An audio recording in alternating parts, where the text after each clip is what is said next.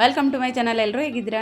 ಇತ್ತೀಚೆಗಂತೂ ಕೂದಲುದ್ರು ತುಂಬಾ ಜಾಸ್ತಿ ಆಗಿದೆ. ಸೊ ಹಾಗಾಗಿ ನಾನೊಂದು ಲಡ್ಡುವನ್ನು ಟ್ರೈ ಮಾಡಿದ್ದೆ. ನಿಜವಾಗ್ಲೂ ಇದರ ರಿಸಲ್ಟ್ ಏನಿದೆ ಅಲ್ಲ 100% ಶ್ಯೂರ್ ಅಂತಲೇ ಹೇಳ್ಬೋದು.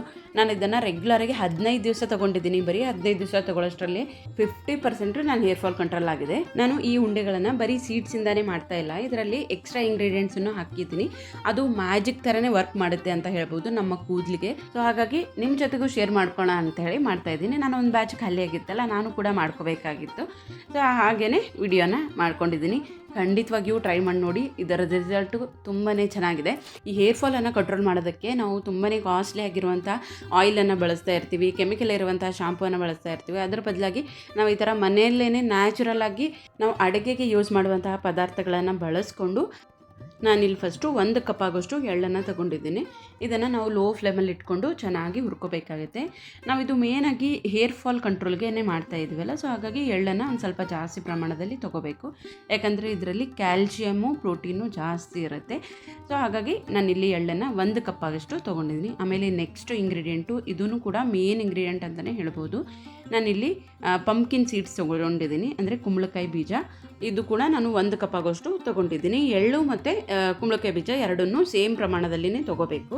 ನೆಕ್ಸ್ಟ್ ನಾನು ಇಲ್ಲಿ ಸನ್ಫ್ಲವರ್ ಸೀಡ್ ತೊಗೊಂಡಿದ್ದೀನಿ. ಇದು ಒಂದು ಅರ್ಧ ಕಪ್ ಆಗೋಷ್ಟು ತೊಗೊಂಡಿದ್ದೀನಿ ನಾನು. ಅಂದರೆ ಮೇನ್ ಇಂಗ್ರೀಡಿಯೆಂಟ್ ಇರೋದು 1 ಕಪ್ ತೊಗೋಬೇಕು, ಉಳಿದಿರೋದೆಲ್ಲನೂ ಅರ್ಧ ಕಪ್ ಆಗೋಷ್ಟು ತೊಗೋಬೇಕು. ನಾವು ಈ ಪಂಪ್ಕಿನ್ ಸೀಡ್ಸ್ ಆಗಿರಲಿ, ಸನ್ಫ್ಲವರ್ ಸೀಡ್ಸ್ ಆಗಿರಲಿ, ಈ ಥರದ್ದು ಯಾವುದೇ ಸೀಡ್ಸ್ ಆದ್ರೂ ಹಾಗೇ ತೊಗೋಬಾರ್ದು. ಹುರಿದಿಟ್ಕೊಂಡು ಅದರ ಪೌಡ್ರ್ ಆಗಿರಲಿ, ಹಾಗೆ ಹುರಿದಿಟ್ಕೊಂಡು ಹಾಗೇ ತಿನ್ನೋದಾಗಿರಲಿ, ಆ ಥರನೇ ನಾವು ಇದನ್ನು ಯೂಸ್ ಮಾಡ್ಕೋಬೇಕಾಗತ್ತೆ. ಇಲ್ಲಾಂದರೆ ಡೈಜೆಷನ್ ಇಶ್ಯೂ ಆಗುತ್ತೆ. ಸೊ ಹಾಗಾಗಿ ಆದಷ್ಟು ಹುರ್ಕೊಂಡೇ ಯೂಸ್ ಮಾಡೋದು ಒಳ್ಳೆಯದು. ನೆಕ್ಸ್ಟ್ ನಾನಿಲ್ಲಿ ಮೆಲನ್ ಸೀಡ್ಸ್ ತೊಗೊಂಡಿದ್ದೀನಿ. ಅಂದರೆ ಇದು ಕಲ್ಲಂಗಡಿ ಹಣ್ಣಿನ ಬೀಜ ಇದು. ಆಮೇಲೆ ಇದು ಕರ್ಬೂಜ ಹಣ್ಣಿನ ಬೀಜ. ಇದು ನಾನು ಮನೆಯಲ್ಲೇ ಮಾಡ್ಕೊಂಡಿದ್ದೆ, ಸಮ್ಮರ್ ಇತ್ತಲ್ಲ. ಸೊ ಆವಾಗ ಕರ್ಬೂಜ ಹಣ್ಣಿಂದು ಎಲ್ಲ ಬೀಜ ಎಲ್ಲ ತೆಗೆದುಬಿಟ್ಟು ಚೆನ್ನಾಗಿ ವಾಶ್ ಮಾಡಿ ಬಿಸಿಲಲ್ಲಿ ಒಣಗಿಸಿರುವಂಥದ್ದು. ಅದು ಕೂಡ ಅರ್ಧ ಕಪ್ ಆಗೋಷ್ಟು ಹಾಕ್ಕೊಂಡಿದ್ದೀನಿ. ಸೊ ಎಲ್ಲ ಬೀಜದಲ್ಲೂ ಕ್ಯಾಲ್ಶಿಯಂ ಜಾಸ್ತಿ ಇರುತ್ತೆ, ಪ್ರೋಟೀನ್ ಹೆಚ್ಚಾಗಿರುತ್ತೆ, ಆಮೇಲೆ ಐರನ್ ಕಂಟೆಂಟ್ ಕೂಡ ಜಾಸ್ತಿ ಇರುತ್ತೆ. ಸೊ ಹಾಗಾಗಿ ನಾವು ಇದೆಲ್ಲನೂ ಬಳಸ್ಕೊಂಡು ಈ ಲಡ್ಡು ಮಾಡಿದ್ರೆ ನಿಜವಾಗ್ಲೂ ನಮ್ಮ ಹೇರ್ ಫಾಲ್ ಕಂಟ್ರೋಲ್ ಅಷ್ಟೇ ಅಲ್ಲದೆ ನಮ್ಮ ಬಾಡಿಗೆ ಬೇಕಾಗುವಂಥ ಎಲ್ಲ ಬೆನಿಫಿಟ್ಸೂ ಸಿಗುತ್ತೆ. ಬೋನ್ ಸ್ಟ್ರೆಂತಿಗಾಗಿರಲಿ, ಆಮೇಲೆ ಸ್ಟ್ರೆಸ್ಸನ್ನು ರಿಲೀಫ್ ಮಾಡೋದಕ್ಕಾಗಿರಲಿ, ಎಲ್ಲದಕ್ಕೂ ಇದು ತುಂಬಾ ಯೂಸ್ಫುಲ್ ಆಗುತ್ತೆ. ಮಕ್ಕಳಿಗೂ ಕೂಡ ಇದನ್ನು ಕೊಡ್ಬೋದು. ಮಕ್ಕಳಲ್ಲಿ ಇದನ್ನು ರೆಗ್ಯುಲರಾಗಿ ಕೊಡ್ತಾ ಬಂದರೆ ಇಮ್ಯುನಿಟಿ ಚೆನ್ನಾಗಾಗುತ್ತೆ ಮಕ್ಕಳದ್ದು. ನೆಕ್ಸ್ಟು ನಾನಿಲ್ಲಿ ಅಗಸೆ ಬೀಜ ತೊಗೊಂಡಿದ್ದೀನಿ, ಅಂದರೆ ಫ್ಲ್ಯಾಕ್ಸ್ ಸೀಡು. ಇದನ್ನು ಕೂಡ ನಾನು ಒಂದು ಅರ್ಧ ಕಪ್ ಹಾಕೋಷ್ಟು ತೊಗೊಂಡಿದ್ದೀನಿ. ನೋಡಿ, ಇದು ಹುರಿತಾ ಇದ್ದಂಗೆ ಸಿಡಿಯೋದಕ್ಕೆ ಶುರು ಆಗುತ್ತೆ, ಆದರೆ ಎಲ್ಲನೂ ರೋಸ್ಟ್ ಆಗಿರಲ್ಲ. ಸೊ ಹಾಗಾಗಿ ನಾವು ಒಂದು 5 ನಿಮಿಷನಾದರೂ ಲೋ ಫ್ಲೇಮ್ ಇಟ್ಕೊಂಡು ಚೆನ್ನಾಗಿ ಹುರ್ಕೋಬೇಕಾಗತ್ತೆ. ಸೊ ಇದೆಲ್ಲನೂ ನೀಟಾಗಿ ಹುರ್ಕೊಂಡ್ಮೇಲೆ ನೆಕ್ಸ್ಟು ನಾನಿಲ್ಲಿ ಬಾದಾಮಿ ಮತ್ತು ಗೋಡಂಬಿ ತೊಗೊಂಡಿದ್ದೀನಿ. ನಾನು ಇದು ಎರಡೂ ಅರ್ಧ ಕಪ್ಗಿಂತನೂ ಕಡಿಮೆ ಪ್ರಮಾಣದಲ್ಲಿನೇ ತೊಗೊಂಡಿದ್ದೀನಿ. ಈ ಸೀಡ್ಸ್ ಎಲ್ಲನೂ ನಾವು ಅರ್ಧ ಕಪ್ ತೊಗೊಂಡಿದ್ದೀವಲ್ಲ, ಸೊ ಅದಕ್ಕೂ ಒಂದು ಸ್ವಲ್ಪ ಕಡಿಮೆ ಬಾದಾಮಿ ಮತ್ತು ಗೋಡಂಬಿಯನ್ನು ತೊಗೊಂಡಿದ್ದೀನಿ. ಸೊ ಎರಡೂ ಅಷ್ಟೇ ಚೆನ್ನಾಗಿ ಲೋ ಫ್ಲೇಮ್ ಇಟ್ಕೊಂಡು ಇದು ಒಂದು 2 ನಿಮಿಷ ಬೇಕಾಗುತ್ತೆ ಅಷ್ಟೇ ಹುರ್ಕೊಳ್ಳೋಕ್ಕೆ. ತುಂಬ ಜಾಸ್ತಿ ಟೈಮ್ ಏನು ಹಿಡಿಯಲ್ಲ ಡ್ರೈ ಫ್ರೂಟ್ಸ್ ಎಲ್ಲ ಹುರ್ಕೊಳ್ಳೋಕ್ಕೆ. ಸೊ ಇದನ್ನು ಕೂಡ ನಾನು ಆರೋದಕ್ಕೆ ಬಿಡ್ತಾಯಿದ್ದೀನಿ. ನೆಕ್ಸ್ಟು ನಾನಿಲ್ಲಿ ಚಿಯಾ ಸೀಡ್ಸ್ ಹಾಕೋತಾ ಇದ್ದೀನಿ. ಇದು ಕೂಡ ಅಷ್ಟೇ ತುಂಬಾ ಇಂಪಾರ್ಟೆಂಟು, ಚಿಯಾ ಸೀಡ್ಸ್ ಕೂಡ. ನಾನಿಲ್ಲಿ ಇದನ್ನು ಕೂಡ ಒಂದು 1/4 ಕಪ್ ಆಗೋಷ್ಟು ಹಾಕ್ಕೊಂಡಿದ್ದೀನಿ. ಈ ಬಾದಾಮಿ ಮತ್ತು ಗೋಡಂಬಿ ಯಾವ ಪ್ರಮಾಣದಲ್ಲಿ ತೊಗೊಂಡಿದ್ನೋ ಅದೇ ಕಪ್ಪಲ್ಲೇ ನಾನು ಚಿಯಾ ಸೀಡ್ಸ್ ತೊಗೊಂಡಿದ್ದೀನಿ. ಸೊ ಈ ಚಿಯಾ ಸೀಡ್ಸು ಅಷ್ಟೇ ತುಂಬಾ ಜಾಸ್ತಿ ಯೂಸ್ ಮಾಡೋ ಹಾಗಿಲ್ಲ, ಒಂದು ದಿನಕ್ಕೆ 1 ಸ್ಪೂನ್ ಮಾತ್ರ ಯೂಸ್ ಮಾಡ್ಕೋಬೋದು. ಸೊ ಹಾಗಾಗಿ ಒಂದು ಸ್ವಲ್ಪ ಕಡಿಮೆ ಪ್ರಮಾಣದಲ್ಲಿ ತೊಗೊಂಡ್ರೆ ಇದು ಒಳ್ಳೆಯದು. ನೆಕ್ಸ್ಟ್ ನಾನು ವಾಲ್ನಟನ್ನು ಹಾಕೋತಾ ಇದ್ದೀನಿ. ನಾನು ಇಲ್ಲಿ 4 ವಾಲ್ನಟನ್ನು ತೊಗೊಂಡಿದ್ದೀನಿ. ಸೊ ನಾವು ಈ ಥರ ಬಿಡಿಸಿರೋ ವಾಲ್ನಟ್ಗಿಂತನೂ ಈ ಥರ ಶೆಲ್ ಇರುವಂತಹ ವಾಲ್ನಟನ್ನು ತೊಗೊಂಡ್ರೆ ಚೆನ್ನಾಗಿ ಫ್ರೆಶ್ ಆಗಿ ಅನಿಸುತ್ತೆ. ಬಿಡಿಸಿರೋದು ಅಂತ ಅಂದರೆ ಅದೊಂದು ರೀತಿ ಸ್ಮೆಲ್ ಬರ್ತಾ ಇರುತ್ತೆ. ಸೊ ಹಾಗಾಗಿ ನಾವು ಯಾವಾಗ ಬೇಕೋ ಆವಾಗ ಈ ಥರ ಬಿಡಿಸ್ಕೊಂಡು ತೊಗೊಂಡ್ರೆ ಫ್ರೆಶ್ ಅಂತ ಅನಿಸುತ್ತೆ. ತಿನ್ನೋದಕ್ಕೆ ಈ ವಾಲ್ನಟ್ಟು ಕೆಲವೊಬ್ಬರಿಗೆ ಇಷ್ಟ ಆಗಲ್ಲ ನೋಡಿ, ಆ ಥರ ಸ್ಮೆಲ್ ಏನೂ ಬರಲ್ಲ ಈ ಥರ ಶೆಲ್ ಇರುವಂತಹ ವಾಲ್ನಟ್ ಯೂಸ್ ಮಾಡಿದ್ರೇ. ಸ್ಪೆಷಲಿ ನಾವು ಮಕ್ಳಿಗೆ ಕೊಡಬೇಕಂತಂದರೆ ವಾಲ್ನಟ್ ಕೊಡಬೇಕು ಅಂದರೆ ಬೇರೆ ಯಾವುದಾದ್ರಲ್ಲೂ ಮಿಕ್ಸ್ ಮಾಡಿನೇ ಕೊಡಬೇಕಾಗತ್ತೆ. ಆದರೆ ನನ್ನ ಮಕ್ಕಳು ಈ ವಾಲ್ನಟನ್ನು ಹಾಗೇ ತಮ್ಮದಾಗಿ ತಾವೇ ಒಡ್ಕೊಂಡು ತಿಂತಾರೆ. ನಾನು ಈ ಶೆಲ್ ತರಿಸಿದ ಮೇಲೇ ಅವರು ಈ ಥರ ತಿಂತಾ ಇರೋದು. ಸೊ ಹಾಗಾಗಿ ನಾನು ಶೆಲ್ಲನ್ನು ತರಿಸ್ತೀನಿ ಯಾವಾಗೂ. ಸೊ ಈ ವಾಲ್ನಟ್ ಕೂಡ ನಾವು ಲೋ ಫ್ಲೇಮ್ ಇಟ್ಕೊಂಡು 1 ನಿಮಿಷ ಬಿಸಿ ಮಾಡ್ಕೋಬೇಕು ಅಷ್ಟೇ. ಸೊ ಇದು ತುಂಬ ಟೈಮ್ ಏನು ತೊಗೊಳ್ಳಲ್ಲ, 1 ನಿಮಿಷ ಚೆನ್ನಾಗಿ ಬಿಸಿ ಮಾಡಿಕೊಂಡ್ರೆ ಆಯಿತು. ಸೊ ಇವಾಗ ಎಲ್ಲನೂ ಹುರಿದಿಟ್ಟಿದ್ದಾಯಿತು. ಇದನ್ನು ಪೂರ್ತಿಯಾಗಿ ತಣ್ಣಗಾಗೋಕ್ಕೆ ಬಿಟ್ಬಿಡ್ಬೇಕು ನಾವು. ಪೂರ್ತಿಯಾಗಿ ತಣ್ಣಗಾಗದೇ ನಾವು ಹಾಗೇ ಮಿಕ್ಸಿ ಮಾಡಿಕೊಂಡ್ರೆ ತುಂಬ ದಿವಸ ಸ್ಟೋರ್ ಮಾಡ್ಕೊಳಕ್ಕಾಗಲ್ಲ. ಸೊ ಹಾಗಾಗಿ ಒಂದು ಸ್ವಲ್ಪ ಪೂರ್ತಿಯಾಗಿ ತಣ್ಣಗಾದ್ಮೇಲೆ ನಾವು ಇದನ್ನು ಮಿಕ್ಸಿ ಮಾಡ್ಕೋಬೇಕು. ಸೊ ಇವಾಗ ಎಲ್ಲನೂ ಚೆನ್ನಾಗಿ ಆರಿದೆ. ನಾನಿವಾಗ ಮಿಕ್ಸಿ ಮಾಡ್ಕೋತಾ ಇದ್ದೀನಿ. ನೀವು ಇದರಲ್ಲಿ ಬೇಕು ಅಂತ ಅಂದರೆ ಎಕ್ಸ್ಟ್ರಾ ಇನ್ನೂ ಡ್ರೈ ಫ್ರೂಟ್ಸ್ ಕೂಡ ಸೇರಿಸ್ಕೋಬಹುದು. ಬಟ್ ನಾನಿಲ್ಲಿ ಬರೀ ಗೋಡಂಬಿ, ಬಾದಾಮಿ ಮತ್ತು ವಾಲ್ನಟನ್ನು ಸೇರಿಸ್ಕೊಂಡಿದ್ದೀನಿ. ಇದನ್ನು ನಿಮ್ಗೆ ಯಾವ ರೀತಿ ಬೇಕೋ ಆ ಥರ ಪುಡಿ ಮಾಡ್ಕೋಬಹುದು. ಪೂರ್ತಿಯಾಗಿನೂ ಪುಡಿ ಮಾಡಿಕೊಂಡ್ರು ಅದು ಕೂಡ ಚೆನ್ನಾಗಿರುತ್ತೆ. ಇಲ್ಲ ಒಂದು ಸ್ವಲ್ಪ ಬಾಯಿಗೆ ಸಿಗಬೇಕು ಸ್ವೀಟ್ಸು ಅಂತ ಅನ್ನೋರು ಸ್ವಲ್ಪ ತರಕಾರಿಯಾಗಿ ಮಾಡ್ಕೋಬೋದು. ನಾನಿಲ್ಲಿ ಸಿಹಿಗೋಸ್ಕರ ಬೆಲ್ಲನ ಯೂಸ್ ಮಾಡ್ಕೊಂಡಿದ್ದೀನಿ. ಯಾಕೆ ಅಂತಂದರೆ ನಾನು ಎಳ್ಳಿನ ಪ್ರಮಾಣ ಜಾಸ್ತಿ ತೊಗೊಂಡಿದ್ದೆಲ್ಲ, ಸೊ ಹಾಗಾಗಿ ಎಳ್ಳು ಮತ್ತು ಬೆಲ್ಲದ ಕಾಂಬಿನೇಷನ್ನು ಚೆನ್ನಾಗಿರುತ್ತೆ, ತಿನ್ನೋದಕ್ಕೂ ಚೆನ್ನಾಗಿರುತ್ತೆ ಅಂತ ಹೇಳಿ ನಾನು ಬೆಲ್ಲನ ಯೂಸ್ ಮಾಡ್ಕೊಂಡಿದ್ದೀನಿ. ನೀವು ಬೇಕು ಅಂದರೆ ಡೇಟ್ಸ್ ಕೂಡ ಹಾಕೋಬೋದು, ಬಟ್ ಎಳ್ಳಿನ ಕ್ವಾಂಟಿಟಿ ಜಾಸ್ತಿ ಇದ್ದರೆ ಬೆಲ್ಲ ಹಾಕೊಳ್ಳೋದೇ ಚೆನ್ನಾಗಿರುತ್ತೆ ಟೇಸ್ಟು. ಸೊ ಇವಾಗ ನಾನು 1.5 ಕಪ್ ಆಗೋಷ್ಟು ಬೆಲ್ಲನ ಹಾಕ್ಕೊಂಡಿದ್ದೀನಿ. ಅದಕ್ಕೆ ಒಂದು ಸ್ವಲ್ಪ ನೀರು ಹಾಕಬೇಕು, ಒಂದು 2-3 ಸ್ಪೂನ್ ಆಗೋಷ್ಟು ನೀರು ಹಾಕ್ಕೊಂಡ್ರೆ ಸಾಕಾಗುತ್ತೆ. ಸೊ ಇವಾಗ ಇದು ಪಾಕ ಬರಬೇಕು ಅಂತ ಏನಿಲ್ಲ, ಜಸ್ಟ್ ಬೆಲ್ಲ ಕರಗಿದ್ರೇ ಆಯಿತು.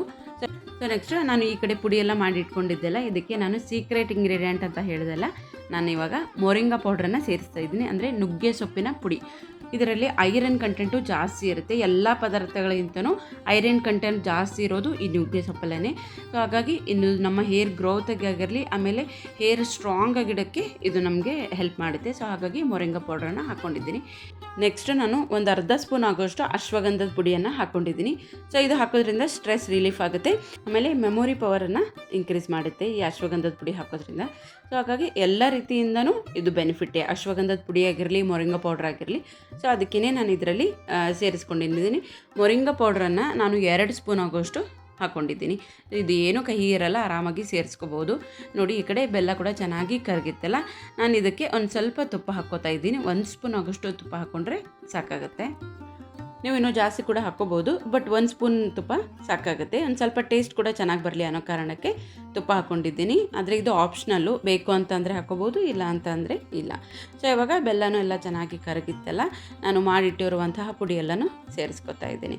ಸೊ ಇದು ಪುಡಿ ಎಲ್ಲನೂ ಹಾಕ್ಕೊಂಡು ಸ್ವಲ್ಪ ಬೇಗ ಮಿಕ್ಸ್ ಮಾಡಬೇಕು, ಇಲ್ಲಾಂದರೆ ಇದು ಒಂದು ಸ್ವಲ್ಪ ಗಟ್ಟಿಯಾಗುತ್ತೆ. ಆಮೇಲೆ ಇದು ಬಿಸಿ ಇರುವಾಗಲೇ ನಾವು ಉಂಡೆ ಕಟ್ಕೋಬೇಕಾಗತ್ತೆ. ಇದು ಒಂದು ಸ್ವಲ್ಪ ಆರಿದ್ರೂ ಉದ್ರಾಗಿ ಬಿಡುತ್ತೆ, ಉಂಡೆ ಕಟ್ಕೊಳ್ಳೋಕ್ಕೆ ಕಷ್ಟ ಆಗುತ್ತೆ. ಸೊ ಹಾಗಾಗಿ ಬಿಸಿ ಇರುವಾಗಲೇ ಉಂಡೆ ಕಟ್ಕೋಬೇಕು. ನಾನಿಲ್ಲಿ ಇನ್ನೊಂದು ಇಂಗ್ರೀಡಿಯೆಂಟ್ ಹಾಕೋದು ಮರ್ತಿದ್ದೆ, ನಾನಿಲ್ಲಿ ಒಣ ಶುಂಠಿ ಪುಡಿ ಹಾಕ್ಕೊಂಡಿದ್ದೀನಿ, ಒಂದು ಅರ್ಧ ಸ್ಪೂನ್ ಆಗೋಷ್ಟು. ನೀವು ಇದು ಲಡ್ಡು ಮಾಡ್ಕೊಳ್ಳುವಾಗ ಇನ್ ಕೇಸ್ ಡ್ರೈ ಆಯಿತು ಅಂತ ಅಂದರೆ ಮತ್ತೆ ಒಂದು ಸ್ವಲ್ಪ ಬಿಸಿ ಮಾಡಿಬಿಟ್ಟು ಕಟ್ಕೋಬಹುದು. ನಾನು ಕೂಡ ಉಂಡೆ ಕಟ್ಕೊಳ್ಳುವಾಗ ಒಂದು ಸ್ವಲ್ಪ ಡ್ರೈ ಆಗಿತ್ತು ಅಂಥೇಳಿ ಮತ್ತೆ ಬಿಸಿ ಮಾಡಿದ್ದೀನಿ, ಯಾಕಂದರೆ ಕ್ವಾಂಟಿಟಿ ಒಂದು ಸ್ವಲ್ಪ ಜಾಸ್ತಿ ಇತ್ತಲ್ಲ. ಸೊ ಹಾಗಾಗಿ ಬೇಗ ಕಟ್ಕೊಳ್ಳೋಕ್ಕಾಗಲ್ಲ. ಹಾಗೆಯೇ ನಾವು ಬಿಸಿ ಮಾಡ್ತಾ ಉಂಡೆಗಳನ್ನು ಕಟ್ಕೊಂಡು ಇಟ್ಕೋಬೇಕು. ಇದರ ಟೆಕ್ಸ್ಚರ್ ಯಾವ ಥರ ಬರುತ್ತೆ ಅಂತ ಅಂದರೆ, ನಾವು ಹೆಸರು ಕಾಳಿನ ಉಂಡೆ ಎಲ್ಲ ಮಾಡ್ತೀವಲ್ಲ, ಒಂದು ಸ್ವಲ್ಪ ಡ್ರೈ ಆಗಿ ಆ ಥರ ಬರುತ್ತೆ ಟೆಕ್ಸ್ಚರು. ಆದರೆ ಕಟ್ಕೊಳ್ಳುವಾಗ ಒಂದು ಸ್ವಲ್ಪ ಬಿಸಿ ಇರುವಾಗಲೇ ಕಟ್ಕೊಂಡ್ರೆ ನೀಟಾಗಿ ಕಟ್ಕೋಬಹುದು ಅಷ್ಟೇ. ಈ ಉಂಡೆಯಿಂದ ಬರೀ ಹೇರ್ ಫಾಲ್ ಕಂಟ್ರೋಲ್ ಅಷ್ಟೇ ಅಲ್ಲ, ಹೇರ್ ಸ್ಟ್ರಾಂಗ್ ಕೂಡ ಆಗುತ್ತೆ. ಬರೀ ಹೇರ್ ಫಾಲ್ ಆಗೋರ್ಗಷ್ಟೇ ಅಲ್ಲ, ಇದು ಎಲ್ರಿಗೂ ಒಳ್ಳೆಯದು, ದೊಡ್ಡವ್ರಿಗಾಗಿರಲಿ ಮಕ್ಳಿಗಾಗಿರಲಿ ಎಲ್ಲರಲ್ಲೂ ಇಮ್ಯುನಿಟಿ ಬೂಸ್ಟಿಂಗ್ ಇದು. ಆಮೇಲೆ ಒಂದು 50+ ಆದಮೇಲೆ ಒಂದು ಸ್ವಲ್ಪ ಜಾಯಿಂಟ್ಸ್ ಪೇನ್ ಎಲ್ಲ ಆಗ್ತಾ ಇರುತ್ತಲ್ಲ, ಸೊ ಅದನ್ನು ಕೂಡ ಕಡಿಮೆ ಆಗುತ್ತೆ ಇದನ್ನು ರೆಗ್ಯುಲರಾಗಿ ತೊಗೊಳ್ತಾ ಬಂದರೆ. ಸೊ ಇದು ನಾವು ಇನ್ನೂ ಹೆಲ್ದಿ ವರ್ಷನ್ ಅಂತ ಅಂದರೆ ಡೇಟ್ಸನ್ನು ಯೂಸ್ ಮಾಡ್ಕೋಬೋದು. ಸೊ ಡೇಟ್ಸ್ ಯೂಸ್ ಮಾಡಿಕೊಂಡ್ರೆ ಅದು ಪೂರ್ತಿಯಾಗಿ ಹೆಲ್ದಿಯಾಗಿರುತ್ತೆ ಅಷ್ಟೇ. ನಾನಿಲ್ಲಿ ಸ್ವಲ್ಪ ತಿನ್ನೋದಕ್ಕೂ ಚೆನ್ನಾಗಿ ಅನಿಸ್ಲಿ ಮಕ್ಳಿಗೆ ಅಂತ ಹೇಳಿ ನಾನಿಲ್ಲಿ ಬೆಲ್ಲನ ಸೇರಿಸ್ಕೊಂಡಿದ್ದೀನಿ ಅಷ್ಟೇ. ನಿಮ್ಗೆ ಇಷ್ಟ ಯಾವ್ದು ಬೇಕಾದರೂ ಸೇರಿಸ್ಕೊಂಡು ಮಾಡ್ಕೋಬೋದು. ಸೊ ಇವಾಗ ಉಂಡೆ ಎಲ್ಲನೂ ಕಟ್ಕೊಂಡಿದ್ದಾಯಿತು, ನಾನು ಬಾಕ್ಸಿಗೆ ಹಾಕಿ ಇಟ್ಕೋತಾ ಇದ್ದೀನಿ. ಇದನ್ನು ನಾವು 1 ತಿಂಗಳವರೆಗೂ ಸ್ಟೋರ್ ಮಾಡ್ಕೋಬೋದು. ಸೊ ಈ ಟೇಸ್ಟ್ ಅಂತೂ ತುಂಬಾ ಚೆನ್ನಾಗಿತ್ತು. ಸೊ ಟೇಸ್ಟ್ ಚೆನ್ನಾಗಿದೆ ಅಂತ 2ಕ್ಕಿಂತನೂ ಜಾಸ್ತಿ ತಿನ್ನಬಾರ್ದು. ಡೈಲಿ 1 ತಿಂದರೆ ನಮಗೆ ಸಫಿಷಿಯೆಂಟ್ ಆಗುತ್ತೆ, ಬಟ್ ಇನ್ನು ಬೇಕು ಅಂತಂದರೆ 2 ಮ್ಯಾಕ್ಸಿಮಮ್ಮು. ಸೊ 2ಕ್ಕಿಂತನೂ ಜಾಸ್ತಿ ತೊಗೊಳ್ಬೇಡಿ. ಸೊ ನೋಡಿದ್ರಲ್ಲ ಟೇಸ್ಟು ತುಂಬಾ ಚೆನ್ನಾಗಿತ್ತು. ಸೊ ನನ್ನ ಮಗ ವಾಸುಕಿನೂ ಸ್ಕೂಲಿಂದ ಬರೋ ಟೈಮ್ ಆಗಿತ್ತಲ್ಲ, ಸೊ ಆ ಟೈಮ್ಗೆ ನಾನು ಮಾಡ್ತಾಯಿದ್ದೆ. ಅವನು ಬಂದ ತಕ್ಷಣ ನೋಡಿಬಿಟ್ಟ, ಓ ಅಮ್ಮ ಉಂಡೆ ಮಾಡಿದೆಯಾ ಅಂತ ಹೇಳಿ ನೋಡಿ ಟೇಸ್ಟ್ ಮಾಡ್ದೆ. ಅವನಿಗಂತೂ ತುಂಬಾ ಇಷ್ಟ ಆಯಿತು. ಅವನಿಗೆ ಸ್ಪೆಷಲಿ ಈ ಥರ ಸೀಡ್ಸಲ್ಲಿ ಮಾಡಿರೋವಂಥದ್ದು ತುಂಬ ಇಷ್ಟ ಆಗುತ್ತೆ, ಯಾಕಂದರೆ ನಾನು ಸೀಡ್ಸನ್ನು ಬರೀ ಡ್ರೈ ರೋಸ್ಟ್ ಮಾಡಿ ಇಟ್ಟಿರ್ತೀನಿ ಕೆಲವೊಂದು ಸತಿ. ಸೊ ಆ ಟೈಮಲ್ಲೂ ಅವನು ಕೇಳಿ ಇಸ್ಕೊಂಡು ತಿಂತಾನೆ. ಮನೇಲಿ ಎಲ್ಲರೂ ಇಷ್ಟಪಟ್ಟು ತಿಂತಾರೆ. ಸೊ ಖಂಡಿತವಾಗಿಯೂ ಎಲ್ಲರೂ ಒಂದು ಸತಿ ಟ್ರೈ ಮಾಡಿ ನೋಡಿ. ಆಮೇಲೆ ನಾನು ಈ ಹೇರ್ ಫಾಲ್ ಕಂಟ್ರೋಲ್ಗೆ ಇನ್ನೊಂದಷ್ಟು ರೆಸಿಪೀಸ್ಗಳನ್ನು ಮಾಡಿದ್ದೀನಿ, ಅದನ್ನು ಕೂಡ ಶೇರ್ ಮಾಡ್ತಾ ಇರ್ತೀನಿ. ಇಂಟ್ರೆಸ್ಟ್ ಇರೋರು ನಮ್ಮ ಪೇಜನ್ನು ಸಬ್ಸ್ಕ್ರೈಬ್ ಮಾಡಿಕೊಂಡ್ರೆ ನಿಮಗೆ ನೋಟಿಫಿಕೇಶನ್ ಬರುತ್ತೆ. ಸೊ ನಮ್ಮ ವೀಡಿಯೋಸ್ ನಿಮ್ಮೆಲ್ಲರಿಗೂ ಇಷ್ಟ ಆಗ್ತಾ ಇದ್ದರೆ ಪ್ಲೀಸ್ ಒಂದು ಲೈಕ್ ಮಾಡೋದನ್ನು ಮಾತ್ರ ಮರಿಬೇಡಿ. ಆಮೇಲೆ ನೀವು ಈ ವಿಡಿಯೋನ ಫೇಸ್ಬುಕ್ ಅಥವಾ ಇನ್ಸ್ಟಾಗ್ರಾಮಿಂದ ನೋಡ್ತಾ ಇದ್ದರೆ ಪ್ಲೀಸ್ ನಮ್ಮ ಪೇಜನ್ನು ಫಾಲೋ ಮಾಡಿ. ಯೂಟ್ಯೂಬಿಂದ ನೋಡ್ತಾ ಇದ್ದರೆ ಪ್ಲೀಸ್ ನಮ್ಮ ಚಾನಲ್ಗೆ ಸಬ್ಸ್ಕ್ರೈಬ್ ಮಾಡಿಕೊಂಡು ನೋಡಿ. ನಿಮ್ಮ ಸಪೋರ್ಟು ಹೀಗೇನೆ ಮುಂದುವರಿತಾ ಇರಲಿ. ಸೊ ವಿಡಿಯೋನ ಎಂಡ್ವರೆಗೂ ಇಂಟ್ರೆಸ್ಟಿಂದ ನೋಡಿದ್ದಕ್ಕೆ ಥ್ಯಾಂಕ್ ಯು. ಸಿಗ್ತೀನಿ ಮತ್ತೊಂದು ವಿಡಿಯೋ ಜೊತೆಗೆ.